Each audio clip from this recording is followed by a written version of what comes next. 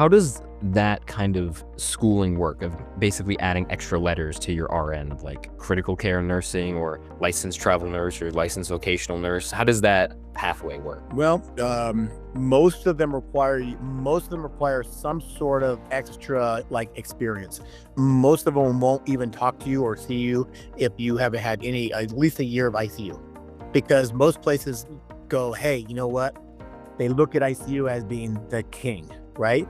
If you can handle, five different pressors on a patient who, you have blood pressure of 60 or 40 over, like 30, and you got them on five different pressors and it's not working. You're trying to think outside the box what to do, and you're dumping, a pint every 5 minutes, and these guys, you can handle that setting, okay, for a number of year, or for at least a year. They think that you have enough to put that extra energy in because you're willing to go the extra mile and move forward with your career. All the CRNAs I work with are all anesthetic. They are extremely intelligent. My doctor, friend of mine, they've actually, a couple have actually tried to get me to go back and get mine. I'm done. I have no desire to go back and get my CRNA.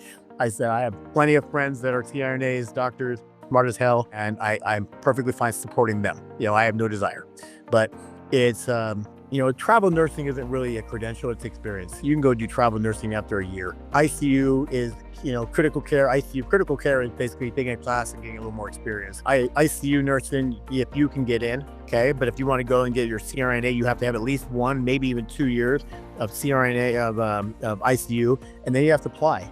And even if the school accepts you, then you got to find a preceptor. I have a friend of mine I went to school with. Him and I were classmates, took the exits together, took the NCLEX together. We studied together. He's extremely intelligent, and he wants to go and get a CRNA. And he's younger than me by quite a bit. And he's like, look, I'm going to do it. I said, you got it. You're smart. Go get that.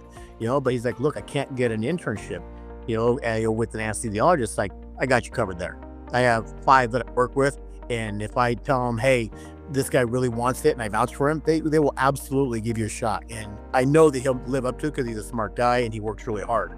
So, but those extra letters, in some places they mean a little bit. And we're talking, maybe up to $10 more an hour, sometimes 20. If I went back and got me, I could go take a class and get my nurse first assist. And their jobs out there, they're in the $90 to $100 an hour, which is, for a nurse, is incredible. That's nurse practitioner pay without the extra schooling, because it's only a couple classes to get that. Yeah, that's incredible. I think that's a path that is a little bit more hidden, It is. And I think a lot of people, once they get their RN, they went through, it depends. Your RN is one, but your BSN is brutal. The BSN path is brutal. It is extremely difficult, and there's a lot of papers, and it's much harder than just your regular nursing license.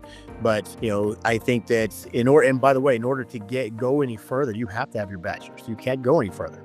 So that's why, I chose to get my bachelor's, because if I decide I want to go further, I better have this. So, but yeah, all these avenues are hidden, but